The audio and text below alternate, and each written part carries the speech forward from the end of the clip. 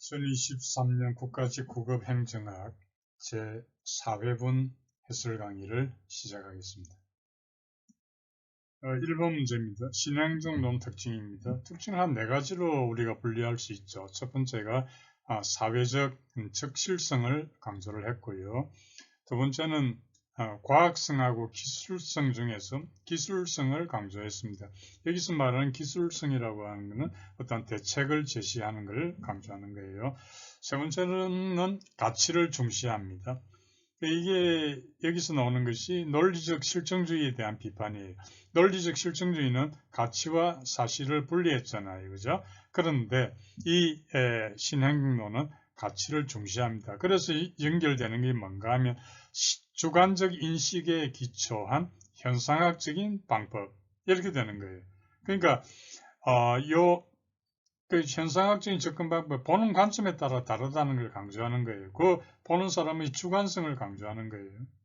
그처럼 가치를 중시한다. 그래서 신행정론하고 현상학적인 접근법하고 연관된다는 것도 잘 기억을 해야 됩니다.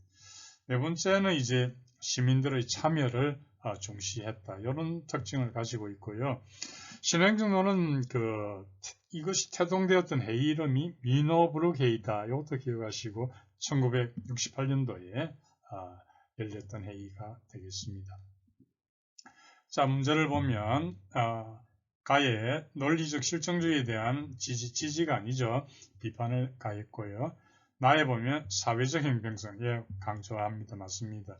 신행정론 하면 가장 먼저 떠올려야 되는 단어가 사회적 형평성입니다. 다에 보면 현실 적합성의 축을 걸었습니다. 사회적 적실성, 강조하는 거랑 같은 거예요. 라에 보면 참여 중시 그렇습니다. 시민 참여 이런 것들을 강조를 했죠. 따라서 해당되는 것은 나다라. 답은 4번이 되겠습니다.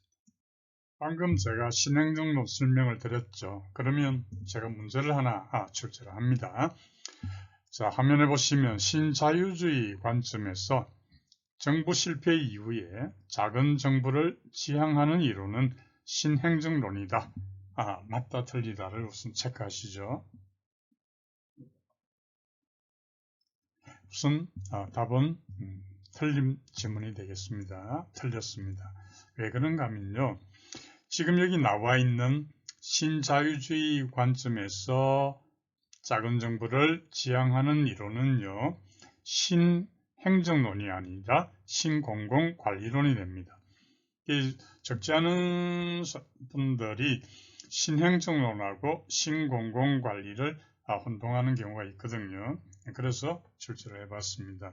그래서 이 지문은 틀렸고요.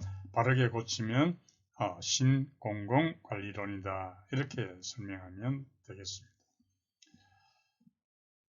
그래서 이 같은 맥락에서 보면 이렇게도 출제가 될 수 있어요.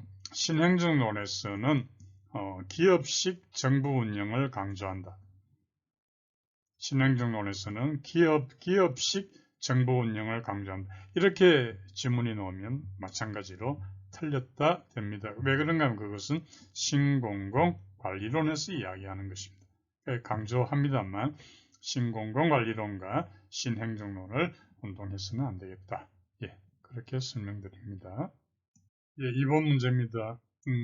지방자치단체의 기준인건비 제도 옳지 않은 것 봅니다.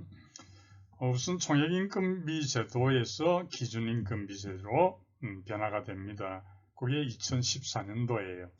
그러면 왜 총액인건비 제도에서 기준인건비 제도로 변화되었는가? 그 이유는요. 그 전에 그 총액인건비 제도는요. 지방자치단체의 두 가지입니다. 즉 총정원하고 인건비 총액 한도 이 두 가지를 이중적으로 관리를 했어야 됐거든요. 그렇기 때문에 지방자치단체에서 자율적으로 운영하는 데 상당한 제약이 있었습니다. 그래서 이런 문제를 해결을 하기 위해서 2014년도에 기준인건비제가 도입이 됩니다. 그 내용을 간단히 살펴보면요.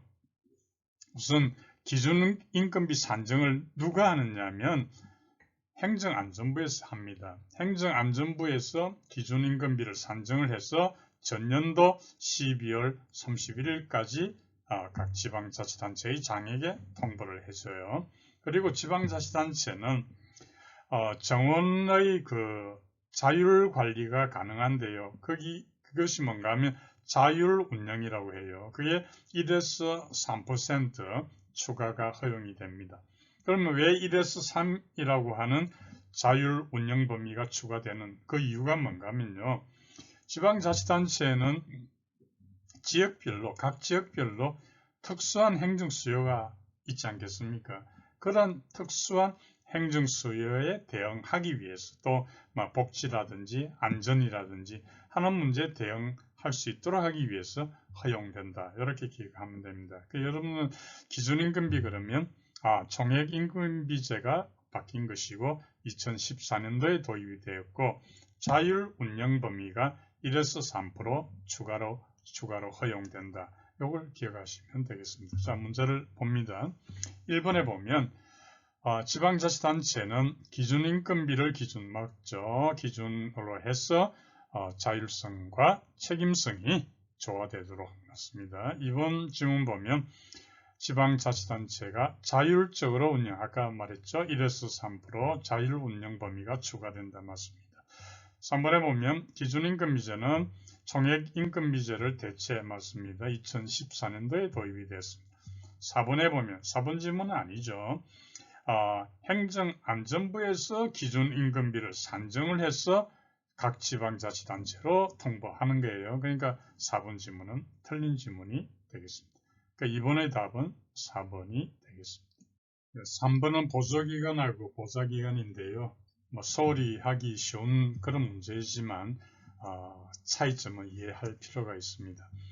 우선 이 보조기관하고 보좌기관은 어떤 차이가 있는가 하면요. 보조기관은 국장이나 과장 이런 게 해당이 됩니다. 그래서 하나의 개청제적인 어떤 형태를 띈다 이렇게 이해하시면 되고요. 그래서 좀 더 현실적이고 좀 더 보수적이다 이런 특징을 가집니다. 여기에 비해서 보좌기관은요. 아무래도 좀 더 상대적으로 개혁적이고 좀 이상적이다 이렇게 볼 수 있는 것이죠. 자, 1번 질문부터 보겠습니다. 보조기관, 라인입니다. 예, 그러니까 국장, 과장 이런 식으로요. 보조기관은 의사결정과 집행의 권한을 가진다 그렇습니다. 맞습니다. 이번에 보면 보좌기관은 정책에 대한 최종적인 책임을 지지 않는 경우가 많다. 하나의 스텝의 그런 역할을 한다 이렇게 보죠. 그리고 보조기관하고는 갈등을 유발할 수도 있다. 아까 제가 설명드린 대로 보조기관은 좀 현실적이고요. 보좌기관은 이상적입니다. 따라서 양자 간에는 갈등이 생길 수가 있겠죠. 맞습니다. 3번에 보면 보조기관보다 더 아니죠. 보조가 더 현실적입니다. 그래서 보조기관이 더 현실적이고 보수적이다. 3번 질문은 틀렸고요. 4번에 보면 보좌기관은 목표 달성 및 정책성에 간접적으로 기여한다. 간접적으로 기여하죠. 직접적이 아닌 간접적으로 기여한다. 옳지 않은 것은 3번이 되겠습니다. 4번 문제입니다. 매틀랜드가 모성과 갈등이라는 두 차원에 따라서 분리를 했거든요. 그래서 모성이 낮고 갈등이 높은 상황, 이때는요, 정치적 집행이 됩니다. 정치적 집행이라고 해요. 그래서 정치적 집행에서는 어떤 상황이 전개되는가, 그게 이제 이 문제가 되겠습니다. 그래서 1번에 보면 정치적 집행이니까요, 갈등은 매수나 담합 같은 방식으로 해결되기도 한다. 맞습니다. 1번 맞고요. 2번에 보면 강압적인 보상적인 수단이 중요해진다. 맞고요. 3번에 보면 정책 집행 과정은 외부의 행위자에 의해서 영향을 많이 받는다. 그러니까 맞는데요. 왜 이렇게 맞는가 하면은 협상하고 타협이 중요합니다. 그렇기 때문에 협상하고 타협 시에 외부의 행위자에 의해서 영향을 많이 받게 되죠. 맞습니다. 4번에 보면 정책 목표가 명확하지 않기 때문에 집행 과정은 목표의 해석 과정으로 이해될 수. 이 4번 질문에 해당하는 것이 상징적 집행이 됩니다. 지금 우리가 묻고 있는 것은 정치적 집행이잖아요. 따라서 그 해당이 안 되는 것은 이 4번 질문, 즉 이 4번은 상징적 집행에 해당하는 거다. 따라서 4번 문제의 답은 4번이 되겠습니다. 방금 설명드린 매틀랜드의 그 통합 모형에 대해서 이제 표를 가지고 다시 한번 설명을 드립니다. 4가지 형태가 있거든요. 저를 따라 한번 해보시죠. 관리적 집행, 정치적 집행, 실험적 집행, 상징적 집행. 이 4가지 유형을 기억을 하시면 좋겠습니다. 자, 그러면 하나하나씩 설명을 드릴게요. 우선 이 매틀랜드의 모형은 근본 취지가 있습니다. 근본 취지가 뭔가 하면은 매틀랜드는 정책 집행에 영향을 미치는 변수를 찾는 게 주목적이 아니고요. 하향적 접근하고 정책 집행에는 하향적, 상향적 그 방법이 있거든요. 즉 하향적 접근 방법하고 상향적 접근 방법이 어떠한 조건 하에서 더 잘 적용되는가 그것을 탐색하고자 하는 게 매틀랜드의 모형입니다. 그 근본 취지가 그렇다는 이해를 하시고요. 그 다음에 이제 표를 보면은 정책 목표의 모호성, 낮다, 높다, 갈등이라고 하는 것은 이해 관계자 간의 갈등이 낮다, 높다 이렇게 됩니다. 자, 그러면 맨 왼쪽에 있는 관리적 집행을 볼게요. 모호성도 낮네요. 또 갈등도 낮네요. 현재 잘 진행되는 거죠. 따라서 관리적 집행은 SOP에 따르면 되는 겁니다. 표준 운영 절차. 그 옆에다가 SOP 기록하시면 되겠고요. 그러면 이 관리적 집행은 상향적 접근 방법일까요? 하향적일까요? 관리적 집행은 하향적 접근 방법에 해당이 됩니다. 네. 그래서 여러분들은 그 상향이냐 하향이냐도 반드시 기억을 하셔야 됩니다.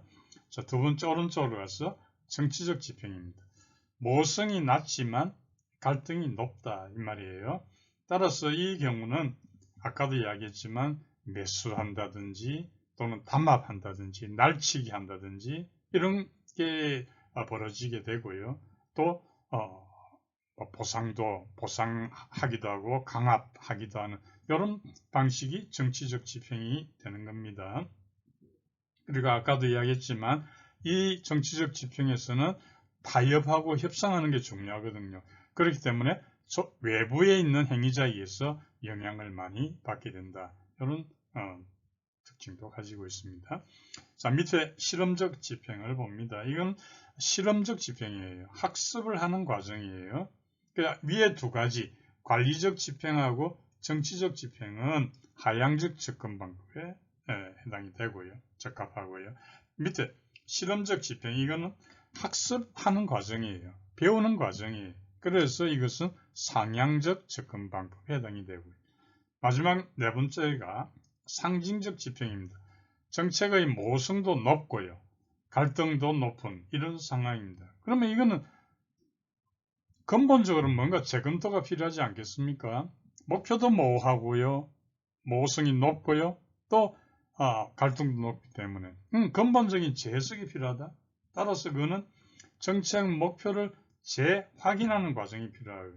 따라서 집행 과정이 어떻게 되는가 하면 목표의 해석 과정으로 이해가 되는 거예요. 이해되시죠? 그래서 관리적 집행, 정치적, 실험적, 상징적 모호성이 낮다 높다, 갈등이 낮다 높다 잘 정리해서 기억하시기 바랍니다. 5번은 직무평가 방법 설명입니다. 바르게 연결된 것은 문제를 풀기 전에 우리 한번 정리를 해볼게요. 직무평가하고 직무분석을 잘 구분을 하셔야 됩니다. 자, 우선 직무 분석을 한번 볼게요. 직무 분석이라고 하는 것은 직무의 성질하고 직무의 종류에 따라 성질과 종류에 따라서 직군, 직렬, 직류별로 분류하는 거다. 다시 한번요. 직무 분석이라고 하는 것은 직무의 성질과 종류에 따라서 직군, 직렬, 직류별로 분류하는 거다. 그러면 이게 수평적인 분류입니까? 수직적인 분류입니까? 이것은 수직적인 분류입니다. 자, 여기에 비해서 직무평가입니다. 직무평가는 직무를 수준별로 구분하는 거예요. 수준별로. 이 수준별로라는 말은 뭐냐면 직무의 난이도에 따라서 구분한다. 이렇게 이해하시면 되고요. 그래서 직급하고 등급이 형성이 되는 거예요. 그러니까 직급하고 등급이 형성되니까 이것은 수직입니까? 수평입니까? 수평적 분류다. 그래서 직무 분석은 수직적 분류, 직무 평가는 수평적 분류 기억하시고요. 자, 문제 보겠습니다. 가에 보면 등급법이라고도 한다. 이게 바로 분류법이 되겠습니다. 다시 이야기하면 등급법이라고 한다. 직무 전체를 종합적으로 진단해 놓고요. 미리 정해놓은 등급 기준표, 거기 표시합니다. 등급 기준표. 등급 기준표가 딱 그 서술되어 있으면 분류법이다. 이렇게 아셔야 됩니다. 등급 기준표. 그리고 등급법이라고도 한다. 기억하시고요. 가는 분류법입니다. 나에 보면 대표가 될 만한 직무, 대표가 될 만한 직무를 선정을 해서 그게 바로 기준 직무가 되는 거예요. 그리고 각 요소별로 평가할 직무와 기준 직무를 비교. 그래서 여기에 기준 직무를 비교, 이 부분, 이런 게 나오면 바로 요소 비교법이 됩니다. 거기 표시하세요. 기준 직무를 비교.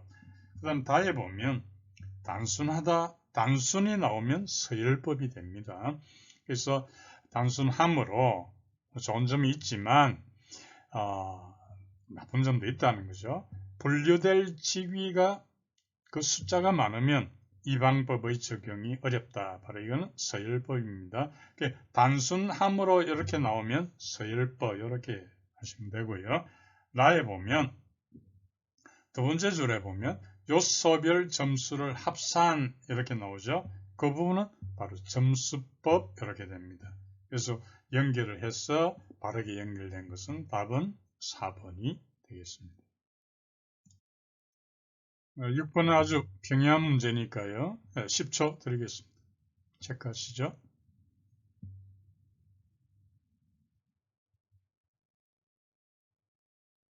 예, 답은 4번이 되겠습니다.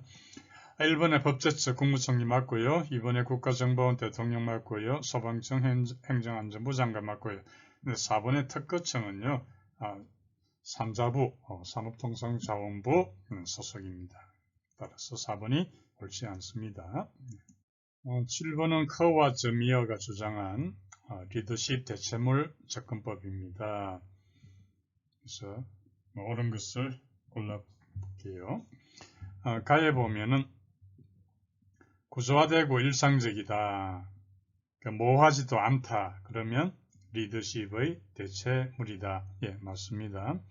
대체물이라고 하는 것은 리더의 행동을 필요 없게 만드는 특성이다. 이렇게 이해하시면 되고요. 여기에 대체물에 대비되는 게 중화물이 있습니다. 중화물이라고 하는 것은 리더가 취하는 행동의 효과를 약화시킨다.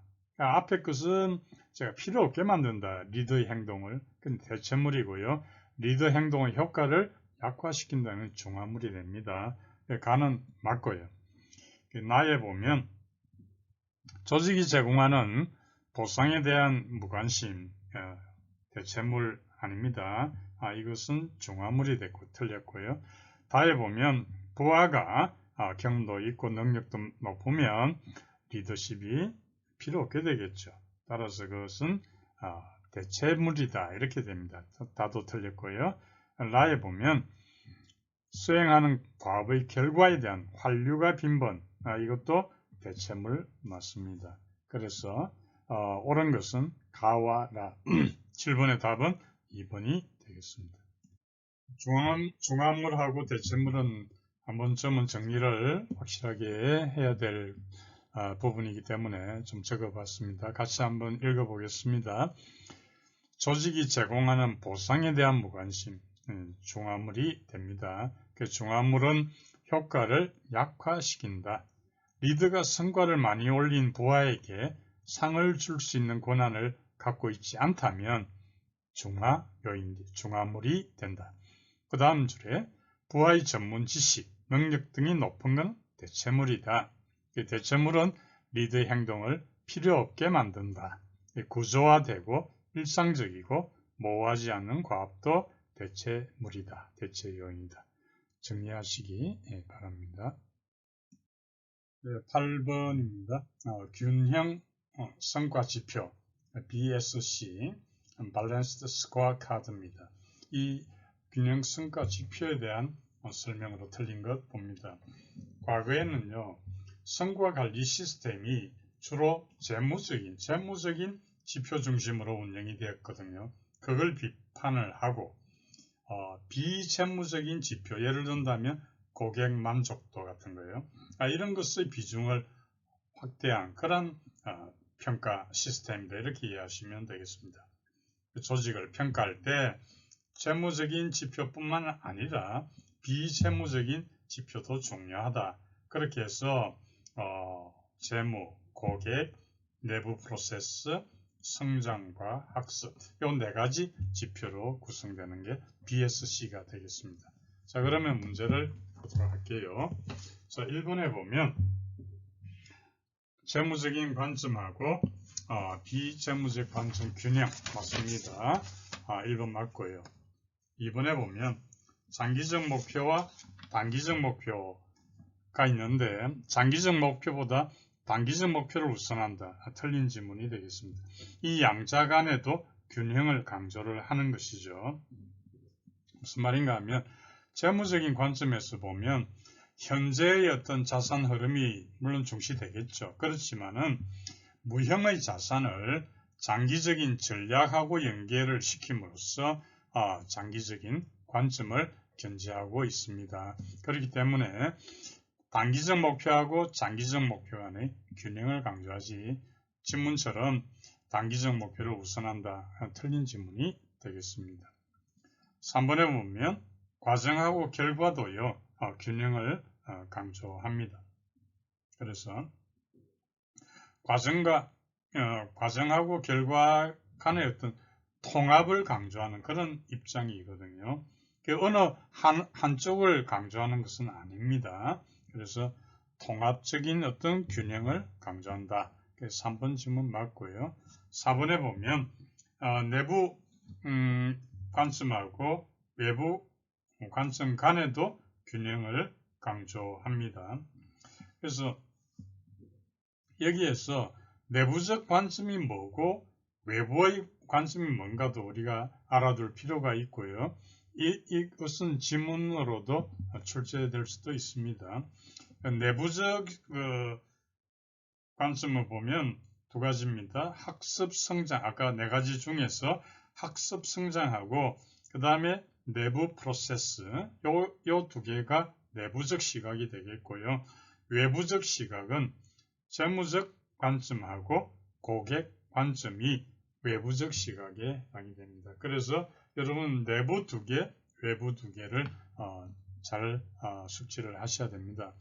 8번의 문제에서 틀린 것은 답은 2번이 되겠습니다.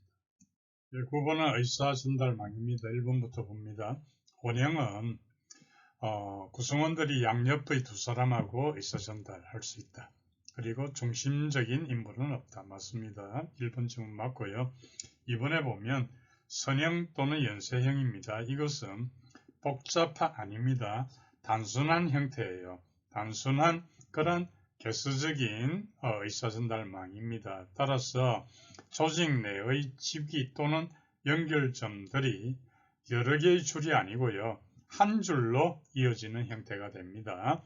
그래서 바르게 고치면 선형 또는 연쇄형은 간단한 단순한 개수적 의사전달망으로 조직 내의 집기 또는 연결점들이 한 줄로 이어지는 형태다. 이렇게 수정이 되어야 합니다. 2번이 틀렸고요.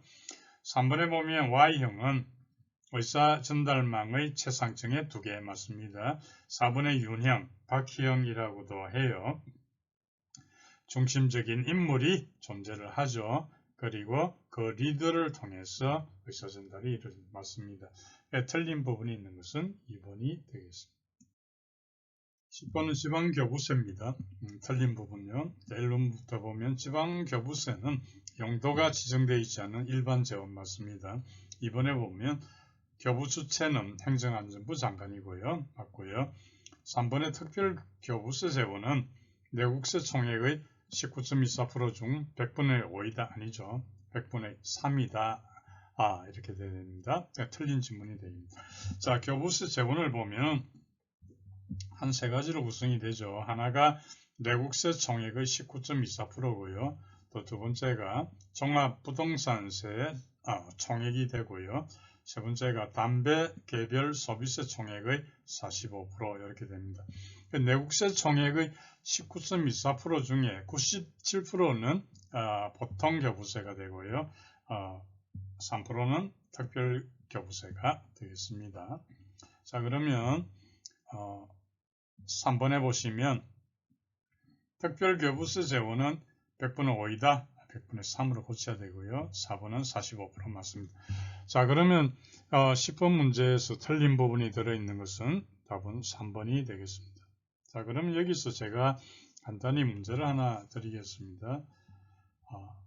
지방교부세는 자주재원이다. 지방교부세는 자주재원이다. 맞다, 틀리다? 답은 틀립니다. 자주재원이라고 하는 것은 뭐로 구성되는가 하면 지방세하고 세외 수입으로 구성이 되죠. 따라서 지방교부세는 지방세가 아니거든요. 그래서 자주재원이 아닙니다. 그럼 뭐냐? 의존재원이다. 이렇게 됩니다. 그리고 정리를 하면은 지방교부세는 자주재원이 아니라 의존재원이다. 왜 그러느냐? 자주재원은 지방세와 세외 수입인데 이 지방교부세는 지방세가 아니다. 이해되시죠? 그렇게 정리하시면 되겠습니다. 11번의 예산 한정성 원칙입니다. 틀린 부분요. 1번부터 보면 통제 기능을 가장 잘 반영한 원칙이에요. 맞습니다. 2번에 보면 목적 외 사용 금지. 이용과 예외로 이용과 전용이 있습니다. 이용은 입법 과목, 그리고 전용은 행정 과목 간의 상호 융통을 이야기하는데 맞죠? 3번에 보면 초과 지출 금지 원칙의 예외로 예비비 맞습니다. 근데 4번에 보면 계속비하고 국고채무 부담 행위는요, 초과 지출 금지 원칙이 아니고 회계연도 독립원칙의 예외입니다. 회계연도 독립의 원칙 예외에 해당됩니다. 따라서 11번의 답은 4번이 되겠습니다. 저 개인적으로는 많은 예산 원칙 중에서 예산 한정성 원칙이 상대적으로 비중이 높다 이렇게 생각하기 때문에 간단히 한번 정리를 해봤습니다. 같이 한번 보시죠. 어휘를 보시면 예산 집행 과정에서 통제 기능을 가장 잘 반영한 원칙이다. 예산은 사용 목적, 사용 범위, 사용 기간에서 명확한 한계가 있어야 된다. 머릿속에 바로 넣도록 하시죠. 즉 예산의 각 항목은 1번 각 항목 간의 융통금지, 2번 계상된 금액 이상 지출 금지, 3번에 회계연도 내 지출. 예외 2번 예외가 중요합니다. 목적 외 사용 금지 예외입니다. 이용과 전용이 있고요. 나에 보면 초과 지출 금지의 예외입니다. 예비비가 해당이 되고 또 추가 경정 예산도 속합니다. 그래서 그 예외가 해당되는 게 뭔가를 정확히 하셔야 됩니다. 암기를 하셔야 되죠. 다에 보면 회계연도 독립원칙의 예외입니다. 2월 계속비, 국고채무, 부담회의. 한번 잘 정리를 하시기 바랍니다. 12번 이런 문제에 좀 더 명확히 이해를 못하셨다면 예산제도에 대한 예산제도별 특징에 대한 숙지가 좀 부족하다 이렇게 생각이 되거든요. 그래서 잘 정리를 하셔야 됩니다. 자, 계획예산제도부터 보면요. 장기적 계획 맞습니다. 계획예산제도에 보면 사업 재정계획이 있잖아요. 사업 하이픈 재정계획이 보통 5년, 7년 이렇게 되니까요. 장기적 계획입니다. 연기준 예산은 좀 더 사업 위주죠. 그죠? 단기적인 맞습니다. 1번 질문은 맞고요. 이번에 보면 하향적입니다. 계획예산제도는. 그리고 집권적입니다. 거기에 비해서 연기준 예산은 상향적이고 분권적인 그런 특징을 가집니다. 맞고요. 3번에 보면 계획예산제도는 미시적 분석해놨는데 틀렸습니다. 거시적이고요. 연기준 예산이 미시적입니다. 거꾸로 되어 있죠. 3번 질문은.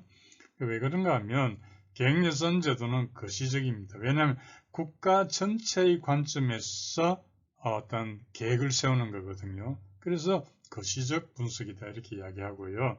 연기준 예산은 뭐냐 하면 연기준 예산 중에 보면 의사결정 단위가 있어요. 그래서 의사결정 단위의 관점에서 미시적으로 분석하는 거예요. 그래서 이거는 사업을 지향하는 그런 관점이거든요. 미시적입니다. 그래서 계획예산은 거시적, 연기준은 미시적 이렇게 됩니다. 그래서 3번 지문이 틀렸고요. 4번에 보면 계획예산은 개방체제입니다. 왜냐하면 조직 간의 경계를 좀 타파한다. 조직 간 경계를 타파하기 때문에 개방체제라고 하고요. 연기준 예산은 조직 간의 어떤 경계는 인정하는 그런 관점이니까 폐쇄 체제다 이렇게 이야기합니다. 그래서 계획예산은 개방, 연기준은 폐쇄. 그래서 틀린 것은 답은 3번이 되겠습니다. 13번은 매우 경미한 문제입니다. 5초 드리겠습니다. 체크하시죠.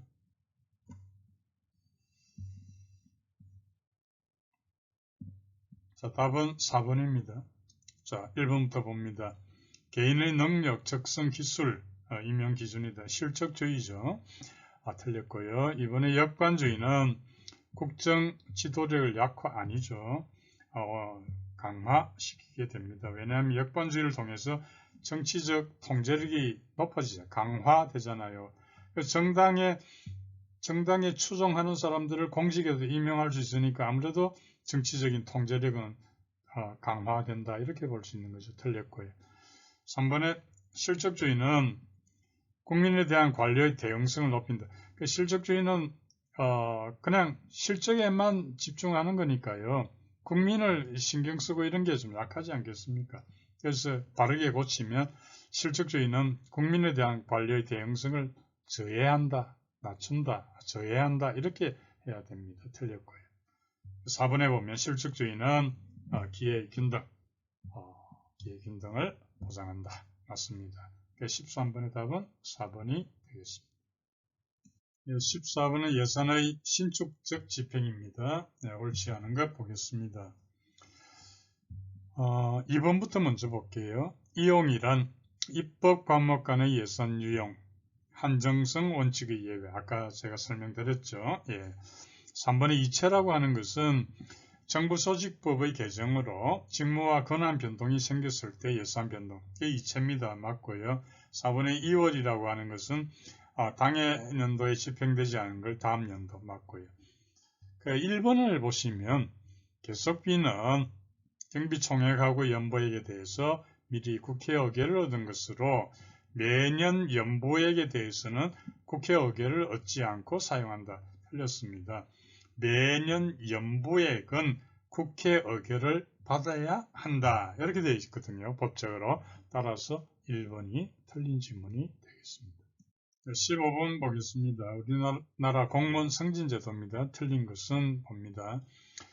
1번이 바로 틀렸는데요. 5급 이하 공무원의 승진 후보자 명부는요. 근무성적 평정 80%입니다.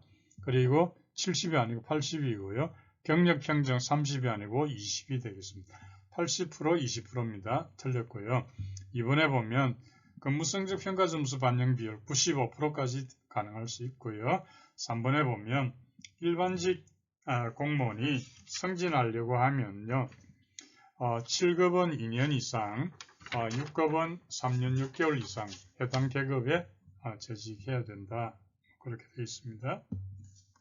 맞고요. 4번에 보면 경력 평정점의 반영 비율은 5%까지 감산 반영할 수 있다. 맞고요. 그래서 틀린 것은 1번인데요. 여러분 그 성진은 몇 가지 종류가 있습니다. 일반 성진이 있죠. 또 뭐가 있습니까? 특별 성진이 있고요. 그리고 근속 성진이 있습니다. 근속 성진의 내용을 보면은 일정 기간 복무한 공무원을 자동 승진시키는 게 근속 승진이 됩니다. 그래서 이것은 6급하고 7급하고 8급으로 승진할 때 근속 승진제를 적용하거든요. 그래서 7급은 11년 이상, 8급은 7년 이상, 9급은 5년 6개월 이상. 이게 이제 근속 승진에 대한 거고요. 이와 구분해야 될 것이 승진 소요 최저 연수라는 게 있습니다. 그 승진 소요 최저 연수는 참고적으로 알아두시죠. 9급은 1년 6개월 이상, 그리고 7급하고 8급은 2년 이상.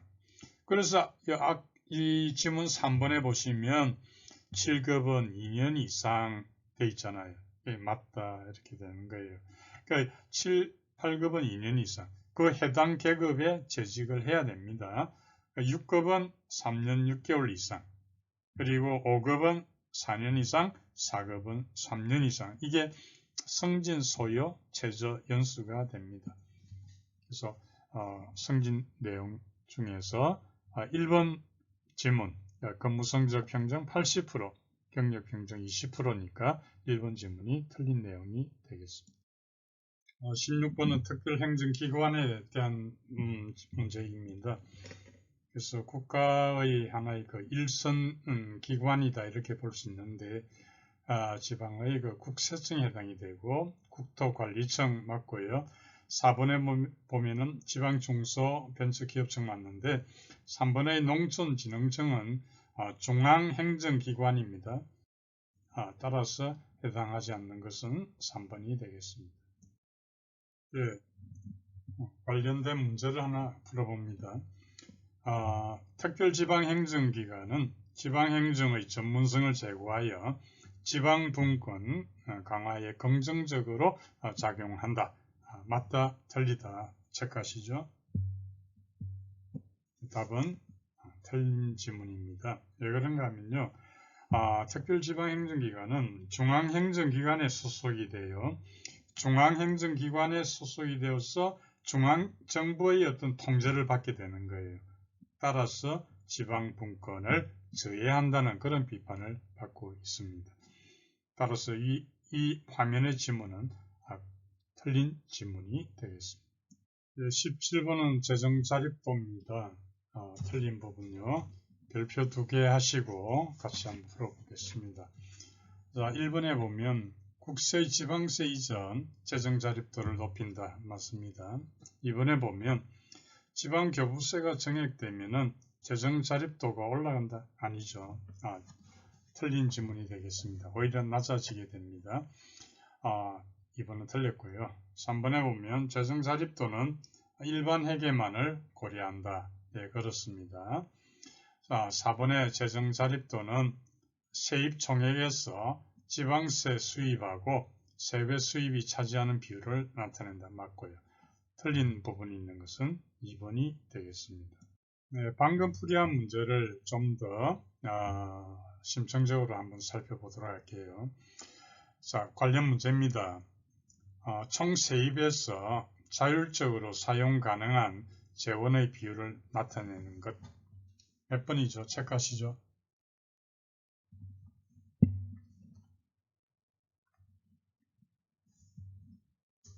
자, 설명을 드리겠습니다. 우선 여러분은 재정 자립도하고 재정 자주도 그리고 재정력 지수 요 세 가지에 대해서 구분해서 이해를 하셔야 됩니다. 설명을 드리면요. 재정 자립도는 일반 회계 예산분의 지방세 플러스 세외 수입입니다. 물론 곱하기 100이죠. 그 정리할게요. 일반 회계 예산분의 지방세 플러스 세외 수입입니다. 그러면 그 지방세 플러스 세외 수입 이거는 뭐예요? 자주재원입니다. 자주재원의 비율을 가리키는 것이 재정 자립도가 됩니다. 그래서 여기에 일반 회계 예산 분의 이렇게 되니까 일반 회계 예산은 어떤 게 포함되는가 하면 지방세, 세외 수입, 지방교부세, 조정교부금, 보조금, 지방채 이런 등등이 들어가거든요. 그래서 여기 들어가는 게 지방교부세잖아요. 밑에 분모에 들어가는 게 지방교부세잖아요. 따라서 아까 우리가 문제에서 지방교부세가 늘어나도 이거는 오히려 밑에 분모가 커지잖아요. 그러면 이 재정 자립도는 더 낮아지게 된다. 이렇게 되는 거예요. 두 번째가 이제 재정 자주도입니다. 재정 자주도라고 하는 것은 뭐냐면 이것은 일반 재원의 비중입니다. 일반 재원의 비중. 그 일반 재원이라고 하는 것은 특정한 목적이 정해져 있지 않은 그런 것이죠. 그래서 이 재정 자주도를 구하는 것은 일반 회계 예산 분의 지방세 플러스 세외 수입 플러스 지방교부세가 위로 올라갑니다. 지방교부세 플러스 조정교부금 이렇게 되는 거예요. 다시 한번요. 일반 회계 예산 분의 이제는 지방교부세가 위로 올라가는 거예요. 지방세 플러스 세외 수입 플러스 지방교부세 플러스 조정교부금 이렇게 되는 거예요. 그것은 바로 특정 목적이 정해져 있지 않는 일반 재원의 비중을 가리킨다. 이렇게 이해하시면 되겠습니다. 마지막으로 이제 재정력 지수인데요. 이것은 지방자치단체가 재정 수요를 어느 정도 자체적으로 해결할 능력이 있느냐 이걸 보는 거예요. 그래서 재정력 지수는 기준 재정 수요액분의 기준 재정 수입액 이렇게 이해하시면 됩니다. 그리고 이 수치가 1보다 1 이상일 때 우수하다 이렇게 우리가 말하고 있는 것이죠. 자, 그럼 문제를 봅니다. 총 세입에서 자율적으로 사용 가능한 재원의 비율을 나타낸 것은 무엇일까요? 답은 2번이 됩니다. 재정 자주도, 즉 일반 재원의 비중을 묻는 문제가 됩니다. 이해되시죠? 예. 18번은 평양 문제입니다. 위원회 조직은요. 1번에 보면 의결위원회는 구속력은 있어요. 의사결정의 구속력은 있지만 집행력은 없습니다. 틀린 지문이고요. 2번에 자문위원회는 구속력이 없다 맞고요. 3번 토론과 타협을 통해 해서 상호 협력과 조정 가능 맞고요. 그 다음에 책임이 분산되죠. 그러니까 무책임한 의사결정 발생. 따라서 옳지 않은 건 1번이 되겠습니다. 19번입니다. 리더십에 대한 설명 옳은 것 봅니다. 자, 1번 보면 피들러는 리더십 유형을 결정하는 조건으로서 부하의 성숙도를 중시한다. 틀린 질문이죠. 부하의 성숙도 중시한 것은 허쉬와 블렌차드라고 하는 학자입니다. 피들러가 아니죠. 틀린 질문이 됩니다. 두 번째, 번스의 그래적 리더십, 번스는 변혁적 리더십을 강조했고요. 영감, 개인적 배려, 이런 맞습니다. 그래서 변혁적 리더십이다. 그래서 이 2번 질문은 틀린 질문이 되겠고요. 그래적 리더십이 아니죠. 3번에 보면 하우스의 참여적 리더는 부하하고 상담하고 의사결정 전에 부하들의 의견을 반영 맞습니다. 그래서 3번 하우스입니다. 맞고요. 4번에 보면 블레이크와 머터는 직원 지향적 리더십이 가장 이상 아니죠. 가업 지향, 그 다음에 인간 지향, 다 높은 통합적 리더십이 가장 이상적이다. 그래서 옳은 것은 3번인데요.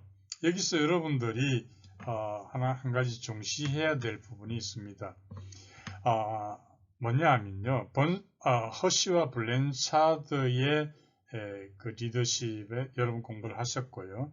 또 피들러의 뭐 여러 가지 우호적인 조건 이런 걸 공부를 하셨는데요. 이 두 가지는 그러니까 허쉬와 블랜차드하고 피들러의 것은 어떤 설명에 치중하는가 하면 어떠한 상황에서 어떠한 리더의 행태가 효과적인가 이것만 설명하고 있거든요. 어떠한 상황에서 어떠한 리더 행태가 효과적인가 이것만 설명하고 있는데 비해서 3번에 있는 하우스 있잖아요. 하우스 이걸 우리가 경로 목표 이론이라고 합니다. 그래서 이 하우스는 앞에 그 두 사람 유형하고는 차이가 있어요. 뭔가 하면 하우스는 리더의 행태가 어떻게 리더십 효과로 이어지는가를 경로로 설명하고 있습니다. 리더의 행태가 어떻게 리더십 효과로 이어지는가 그 경로를 설명하고 있는데요. 이게 이제 출제될 가능성도 있는 거예요. 뭐냐면 그 경로라는 게 뭔가 해서 세 가지를 제시를 하고 있어요. 그 경로를 하우스는 이제 매개 변수라고 나타냈는데 이 매개 변수에는 세 가지를 말하고 있습니다. 하나가 목표 달성 확률, 두 번째가 보상 실현 확률, 세 번째가 보상의 가치 이렇게 되겠죠. 그래서 하우스의 경로 목표 이론에서 하우스는 경로를 매개 변수라고 했는데 이 매개 변수에는 세 가지가 있다. 목표 달성 확률, 보상 실현 확률, 보상의 가치. 충분히 출제될 가능성이 있는 문제다. 같이 기억하시면 좋겠습니다. 19번의 답은 3번이 됩니다. 20번 마지막 문제입니다. 총 지출 규모하고 통합 재정 잘 정리를 하셔야죠. 별표 2개 해주시고요. 자, 1번부터 봅니다. 총 지출 규모는 국민의 입장에서 느끼는 정부의 지출 규모다. 예, 그렇습니다. 그래서 총 지출 규모는 총계의 개념으로 파악을 하는 거죠. 그래서 어떻게 계산이 되는가 하면 경상 지출 플러스 자본 지출 플러스 융자 지출 이렇게 됩니다. 융자 지출. 그래서 여러분들 그 4번 지문을 보시면 통합 재정은 경상 지출 플러스 자본 지출 플러스 융자 지출로 구성된다 이렇게 돼 있잖아요. 이게 틀린 지문이 되는 거예요. 왜 그런가 하면 지금 4번 지문에 있는 세 가지 합친 것 이것은 총 지출 규모를 이야기하는 거예요. 통합 재정은 그러면 뭐냐? 경상 지출 플러스 4번 지문을 바르게 고치면 경상 지출 플러스 자본 지출 플러스 순융자 이렇게 되는 거예요. 융자 지출이 아니고 순융자. 여러분 순융자는 어떻게 구성이 될까요? 그것은 융자 지출 마이너스 융자 횟수. 횟수되는 부분은 빼야죠. 그죠? 그러니까 융자 지출 마이너스 융자 횟수가 바로 순융자가 되는 거예요. 자, 정리해서 말씀드리면 4번 지문 틀렸는데 바르게 고치면 통합 재정은 경상 지출 플러스 자본 지출 플러스 순융자로 구성된다. 이렇게 해야 되는 거예요. 그래서 순융자가 뭐냐 이렇게 만약에 물으면 융자 지출 마이너스 융자 횟수다. 그리고 그러면 총 지출은 플러스 융자 지출로 하고 통합 재정은 순융자로만 했잖아요. 그러면 규모가 어느 게 더 클까요? 융자 횟수를 빼지 않은 총 지출 규모가 항상 더 크겠죠. 그래서 3번 지문에 보면 총 지출 규모는 통합 재정 규모보다 항상 크다. 맞습니다. 예, 그래서 3번 지문 맞고요. 4번은 총 지출 규모는 총계 개념 맞고 통합재정은 그에 비해서 숭계 개념이다. 이렇게 이야기합니다. 숭계 개념이다. 이렇게 이해하시면 대체할 수 있지 않을까 생각합니다. 틀린 것은 4번이 되겠습니다. 4회 해설 강의를 마치니까 이제 남은 것은 마지막 한 편, 제5회 해설 강의만 남겨두고 있습니다. 아무쪼록 남은 기간 동안 잘 준비하셔서 좋은 결과 있기를 바랍니다.